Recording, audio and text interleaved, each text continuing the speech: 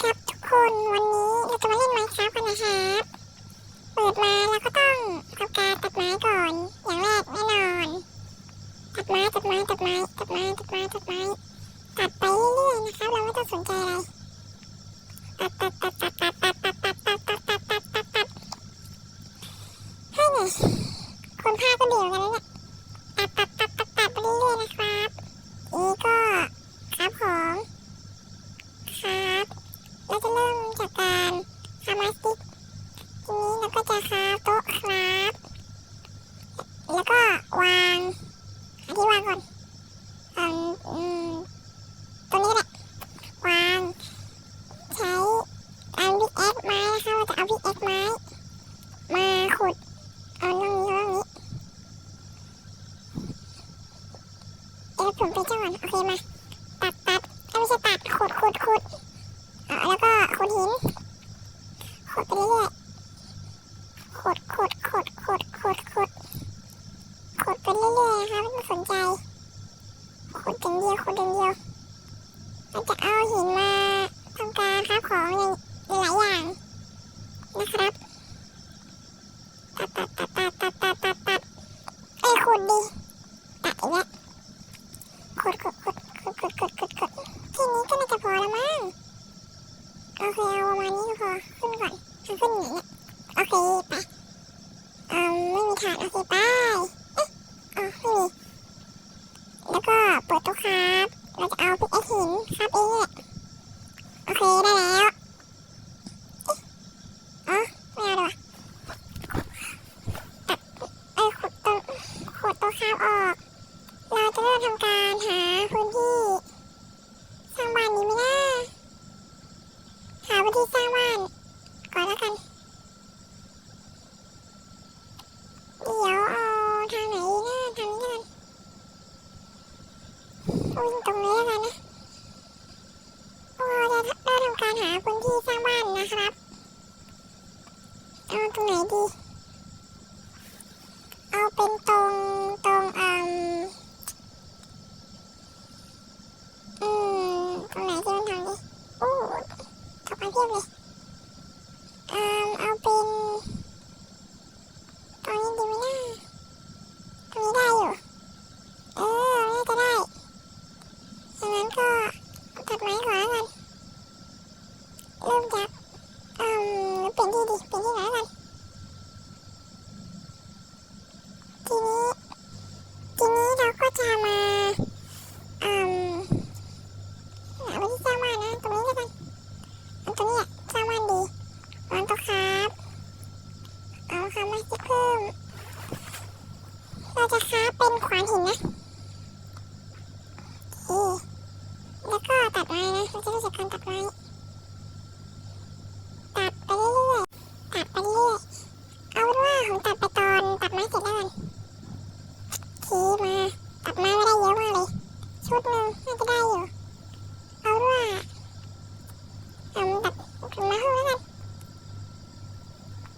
ตัดอีกคิดอะไรขึ้นเนี่ยเอาตรงนี้สร้างบ้านแล้วกันครับไม้แปรรูปเอาไม้แปรรูปนะครับไม้แปรรูปยาว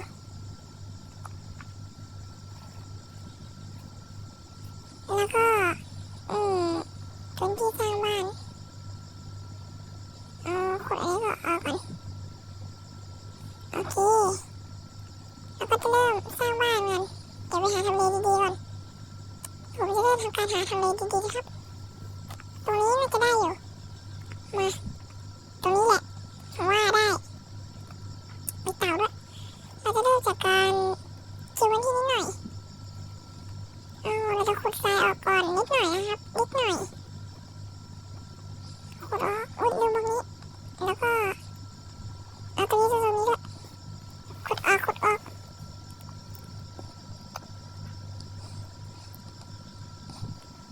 ทีนี้พอขุดเสร็จเราก็จะเริ่มสร้างโครงบ้านนะครับเริ่มจากเสาต่อย1 2 3 4 5ต่อยแล้วย่อนะครับเราจะเริ่มจากการย่อให้ตกแล้วก็ต่อ1 2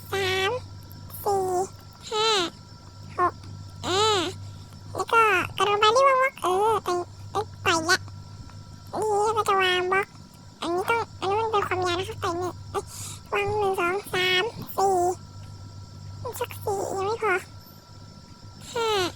6 7ยังไม่ค่อยพอเอา8ได้8ทีแล้วก็ลงไปสร้างเสาแล้วก็อันนี้ความกว้างอันนี้ความยาวใจวาง1 2 3 4 5ยังไม่พอบุ้น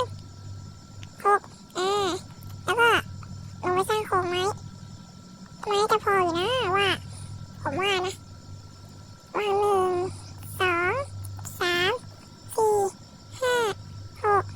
7 8โอเคครบพอดีแล้วก็เอาไม้ไปลูกนะทีเสร็จแล้วเราก็กระโดดลงไปแล้วนี้ก็จะเริ่มทำการวางตรงนี้ไม่ดีเอาตรงนี้แล้วกันหน้าประตูโอเคมีประมาณมาต่อนี่ก็จะวาง1 2 3 4วางไปเรื่อยนะเราจะไม่สนใจเว้นไว้แล้วก็วางเว้นไว้ทำไมวางกลับอุ๊ยขวาเลยว่ะทุบไปวางอุ๊ยวางอะไรเนี่ยวางเอาเป็นว่าเดี๋ยวผมตัดไปตอนสร้างเสร็จแล้วกันนะครับนี่นะครับบ้านผม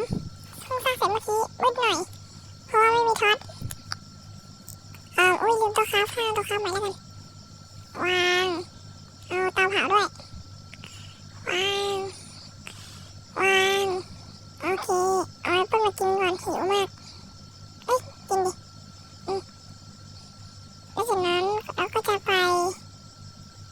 หาเหมืองนี่ไงเจอเหมืองละเราจะลงไปแล้วกันนะครับจะมีมอนเตอร์ไหมเนี่ยมันดูน่ากลัวจังอุ้ยเกียวตันไปเลยอุ้ยมาดิ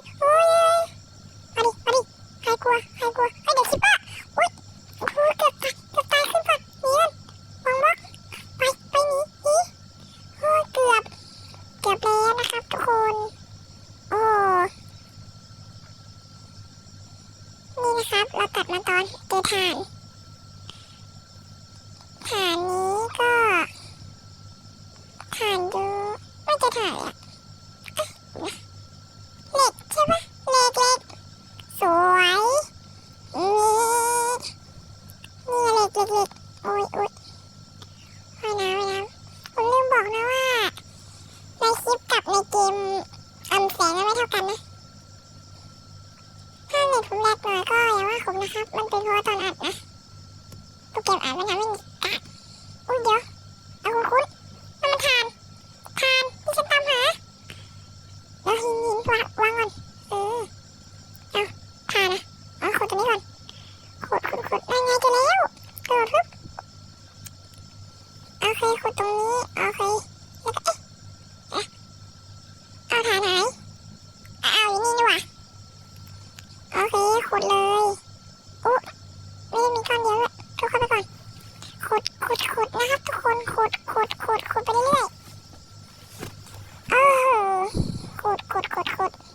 จะบอกให้นะว่าการเล่น Minecraft ครั้งนี้คืองอมมากเลยนะมาขุดไปเรื่อยขุด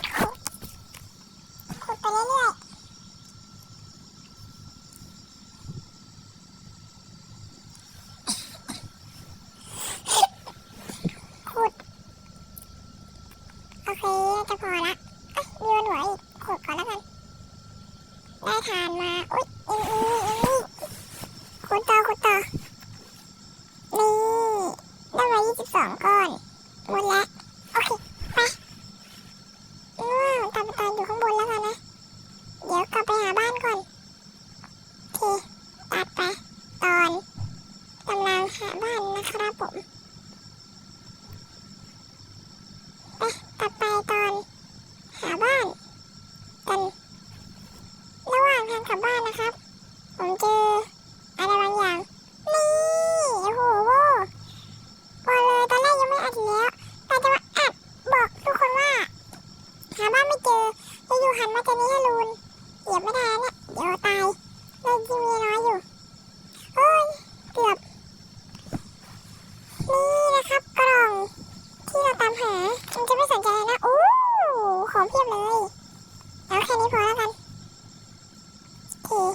แล้วก็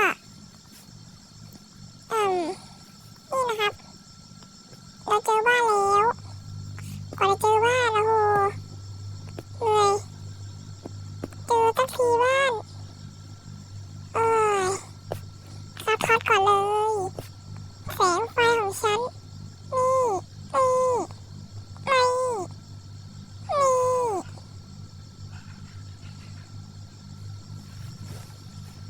นี่ครับเราจะเข้าประตูโอเควางประตูทั้งสองเรียบร้อยได้ประตูแล้วบ้านเราเอาต่อไปครับกล่องแล้วกันเอาไว้เก็บของใส่เข็มประตูวางเลยเก็บของไว้นะครับเก็บของมั่วไปเลยไม่จำเป็นที่อยู่ในนี้นะก็มีความจำเป็นนิดหน่อยโอเคเราจะออกไปล่าหาสัตว์กันหิวมากเอาพี่แอ๊กมาล่ากันที่เสียค่าขวานเจ้าไก่มานี่เรียบร้อยได้เนื้อมาหนึ่งอันชิ้นฟาดไก่มานี่อันนี้